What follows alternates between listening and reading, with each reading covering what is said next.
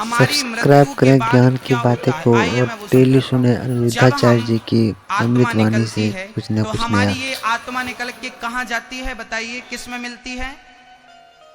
बोलो, जोर से बोलो। हमारी आत्मा इस शरीर से निकलती है और सूक्ष्म शरीर में जाकर मिल जाती है। किस शरीर में?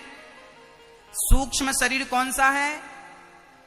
जो स्वप्न का दृष्टा है। सूक्ष्म शरीर क्या है? स्वप्न का।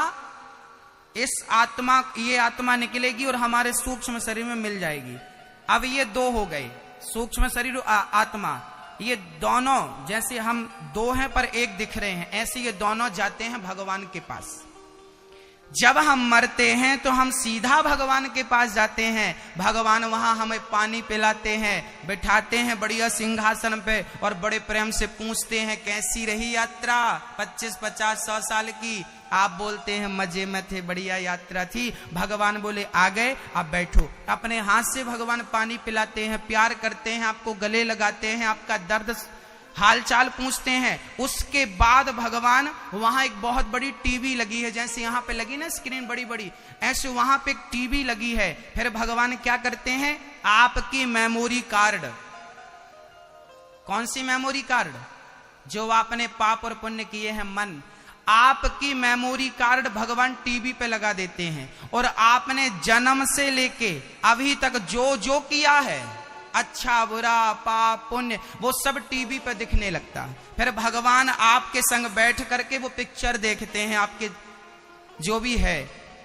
आपने भगवान देख, अच्छा देख देख देख तू कितना झूठ बोल रहा है, देख भगवान आपको टोकते, देख देख तू झूठ बोल रहा, तुझे ये करने के लिए भेजा था।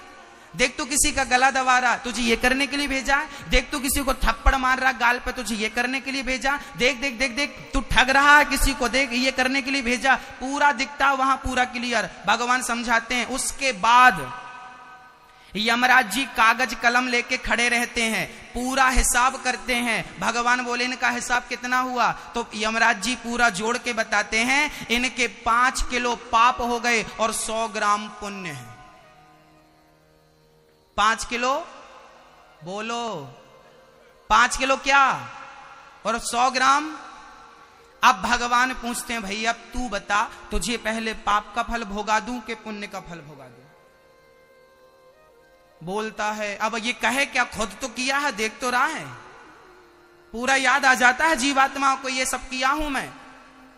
जैसे ही आप कहते हैं कि प्रभु मुझे पहले पाप भोगा दो, भगवान कहते हैं तू पहले पाप भोगना चाहता है? हाँ, ज्यादा पाप है ना, पहले पाप। जैसे ही पाप का नाम लेता है तो इस मृत्यु लोक में नाली का कीड़ा बन के आ जाता है, चमगादड़ बन के आ जाता है, सुअर बन के आ जाता है, कौआ बन के आ जाता है, बिल्ली बन के आ जाता है, कुत्ता बन के आ जाता है। ये सारी जो 84 लाख योनियां है ना, ये हमारे पाप का फल है। तुम्हें नाली का कीड़ा बनना पड़ेगा यदि पाप किया है तो, और वही है तुम्हारे पाप का प्रायश्चित।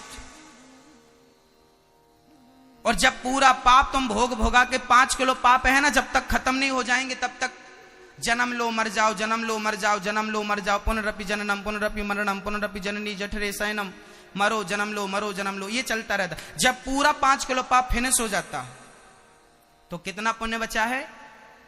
100 ग्राम। फिर भगवान के पास गए, प्रभु क्या आज्ञा है? भगवान बोले 100 ग्राम पुण्य है, अब एक काम करो, जाओ तुम। अब बढ़िया भगवान ने जयपुर में बढ़िया आप लोगों को भेज दिया, जाओ 100 ग्राम पुण्य लेकर के। आज जितनी माए बहन आप लोग यहाँ बैठे हो ना, सब 100 ग्राम पुण्य लेके आए हो, इसलिए बढ़िया दाल रोटी सब्जी खा रहे हो, मौज से पनीर भी खा रहे हो और मौज कर रहे हो, बढ़िया पहन रहे हो, बढ़िया नोट गिन रहे हो। ये बढ़िया आपका पुण्य है। आपका पुण्य है तो आपको मानव का तन मिला, आपका पुण्य है तो आपको पहनने को अच्छे कपड़े मिल रहे हैं, आपका पुण्य है तो आपको खाने को बढ़िया रोटी मिल रही है। जयपुर में और लोग भी रहते हैं जिनको खाने की रोटी नसीब नहीं हो रही है, पहनने को कपड़े नसीब नहीं हो रहे हैं, रहने को मकान नसीब नहीं हो रहा। आपका 100 ग्राम पुण्य था इसलिए सब कुछ मिल रहा है, उन बेचारों का 10 ही ग्राम पुण्य था इसलिए फुटपाथ पे पड़े रहते हैं। किसी का 100 ग्राम पुण्य है तो आप जैसे दिखते हैं, जिनका 10 ग्राम पुण्य है फुटपाथ पे पड़े हैं, और किसी का 250-300 ग्राम पुण्य हो जाए ना तो वो टाटा बिरला के घर पैदा हो जाते हैं, सोने के झूले में झूलते हैं, सोने की चम्मच में दूध पीते हैं। कई बार एक सज्जन बोले गुरुजी हम पिछला जन्म नहीं मानते, हम अगला जन्म भी नहीं मान। हमने मत मानो, चूल्हे में जाओ। आपके मानने और ना मानने से होता क्या है भाई? मत मानिए ना, ये बात सच है, मैं इसका सबूत दे रहा हूं। यदि आप कहते हैं कि मैं पाप और पुण्य नहीं मानता, ठीक है, 2 मिनट के लिए मैं आपके संग सहमत हूं, परंतु ये बताइए, एक ही दिन में 2 बच्चे पैदा होते हैं, एक ही दिन में एक ही मुहूर्त में 2 बच्चे पैदा होते हैं। हां, एक बच्चा बड़े आदमी के घर पैदा होता है, सोने की चम्मच में दूध पीता है, सोने के झूले में झूलता है, और दूसरा बच्चा फुटपाथ पे पैदा होता है। मम्मी एक साड़ी का पल्लू इस पेड़ पे बांधती है, साड़ी का दूसरा छोर उस पेड़ पे बांधती है, उस साड़ी का झूला बना के झुलाती है।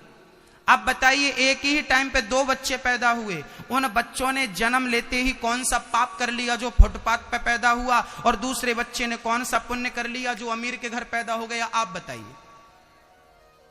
एक ही समय पर 2 बच्चे पैदा होते हैं, एक अमीर के घर, वो पैदा होते ही अमीर बन जाता है, राजकुमार बन जाता है, और एक गरीब के घर पैदा होता है तो बदनसीब हो जाता है। ये बदनसीब है, सोने की इसे झूला भी लोहे का नसीब नहीं हुआ। अब बताइए ये क्या है? ये पिछले जन्म का तुम्हारा पुण्य था।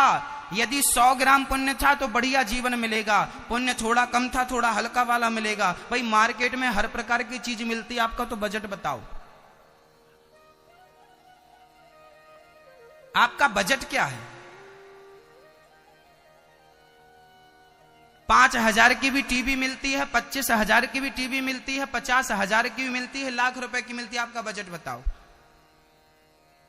बस मेरी मां, आपको यहां इस जन्म में जो भी कुछ मिला है ये पिछले जन्म के पुण्य से मिला है, इसलिए कहता हूं कि पुण्य करते रहिए। शास्त्र कहते हैं बाढ़ है, एक कहावत हमारे भारत में प्रसिद्ध है, बाढ़ है पूत पिता के धर्मा। एक बार बोलिए आप, बाढ़ है पूत पिता के धर्मा। इसका अर्थ जानते हैं? इसका अर्थ होता है कि बाढ़ है पूत मतलब बेटा जो तरक्की करता है ना, पिता के धर्म से करता है। यदि माँ बाप धर्मात्मा होते हैं तो उनके आशीर्वाद से, उनके धर्म के प्रभाव से बच्चे अपने आप तरक्की कर जाते हैं, अपने आप तरक्की करते हैं। तो आज आप जितने लोग तरक्की कर रहे हैं ये आपके माँ बाप का आशीर्वाद है। और आज आप अच्छा कर्म करेंगे, पुण्य करेंगे तो आपके बच्चे तरक्की करेंगे, बढ़ेंगे। इसलिए आपका किया हुआ पुण्य, आपका किया हुआ पाप ही आपको भोगना पड़ेगा। कई लोग कहते हैं भाग्य में होगा तो मिलेगा, भाग्य में होगा तो मिलेगा। अरे भाई साहब, भाग्य क्या होता है? भाग्य को हम स्वयं बनाते हैं। कई लोग बोलते हैं किस्मत में होगा मिलेगा, किस्मत। अरे भाई समझिए, किस्मत चीज क्या है, ये भाग्य चीज क्या है, इसको समझिए तो, खोपड़ी में डालिए इसको। पहले क्या होता है कि जब हम वसीयतनामा तैयार करते हैं तो क्या होता है, वहां पर ना एक टाइप करने वाला होता। आजकल तो, पहले के जमाने में मशीन होती थी, खट खट खट खट टाइप करना पड़ता था। वहां पे आपके 100 रुपए के स्टाम्प पे आपको बोलना पड़ता था, साहब ये लिख दो, फलानी जमीन, फलाना प्लॉट, फलाने बेटे के नाम। वो लिखता जा, आप जो बोलेंगे वो लिख देगा। ऐसा तो नहीं कि अपने मन से लिख देगा, जो आप बोलेंगे वो लिखेगा। ऐसे ही जो आपने पुण्य किया है, जो आपने पाप किया है, पुण्य का फल सुख, पाप का फल दुख, 50 रुपए के स्टाम्प में परमात्मा लिख के दे देता है, वही तुम्हारी किस्मत होती है। जो तुमने किया है वही तुम्हें मिलेगा। को न काहू को सुख दुख कर दाता, और निज कृत कर्म भोग सब भ्राता। राजा रहुगण ने भरत जी को ज्ञान दिया। राजा रहुगण चरणों में गिर पड़े, महाराज मैं कितने अज्ञान में जी रहा था, आज अज्ञान का अंधकार समाप्त कर दिया और मुझे नई किरण दिखा दी, नई रोशनी दिखा दी। बोलिए भक्त वत्सल भगवान की। जितना हमने बताया किस किस को समझ में आ गया? हाँ, हमें भोगना क्या पड़ेगा? हमारे अपने ही कर्मों का। वीडियो अच्छा लगा हो तो लाइक करें और चैनल को सब्सक्राइब करें।